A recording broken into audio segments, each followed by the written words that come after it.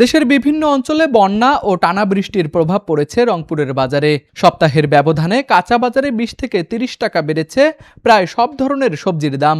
একই সঙ্গে চড়া মাছের বাজার, ফলে বাড়তি খরচে বিপাকে পড়েছেন সাধারণ ক্রেতারা। সরবরাহ কমে যাওয়াকেই এর প্রধান কারণ বলছেন ব্যবসায়ীরা।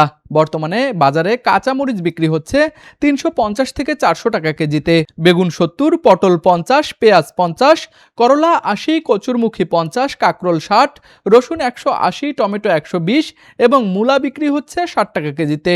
পাশাপাশি অন্যান্য সবজিগুলো বিক্রি হচ্ছে ৬০ থেকে ১২০ টাকা কেজিতে। সবজির পাশাপাশি বেড়েছে মাছের দামও। একসঙ্গে নিত্য প্রয়োজনীয় পণ্যের দাম বাড়ায় সংসারের বাজেট মেলাতে হিমশিম খাচ্ছেন নিম্ন ও মধ্যবিত্ত পরিবারের মানুষ। অনেকেই চাহিদার তুলনায় কম পরিমাণে বাজার করে ফিরছেন ঘরে। আমি নিলাম লাউ, তারপর আর কি নিলাম টমেটো, আর হলো চাল কুমড়া। এর দাম মনে করেন যে আগে যদি ৩০ টাকা ছিল, এখন হয়েছে ৫০, ৬০, ৭০। একটা লাউ কেনা লাগলো ৭০ টাকা। সবজি বলতে, টোটাল সবজি বলতে দাম একদম।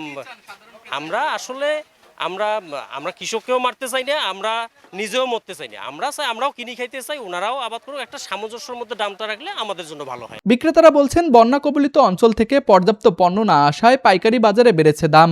তাই বেশি দামে কিনে বেশি দামে বিক্রি করতে হচ্ছে তাদের। পরিস্থিতি স্বাভাবিক হলে দাম কমবে বলে আশা করছেন তারা।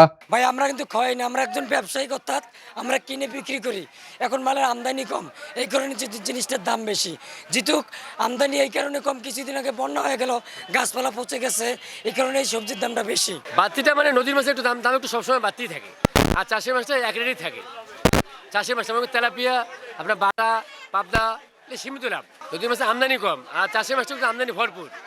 দাম অনেকটা কমে গেছে, আল্লাহর রহমতে অনেক কমেছে। সরবরাহ স্বাভাবিক না হওয়া পর্যন্ত বাজারে দামের চাপ অব্যাহত থাকতে পারে বলে জানিয়েছে ব্যবসায়ীরা।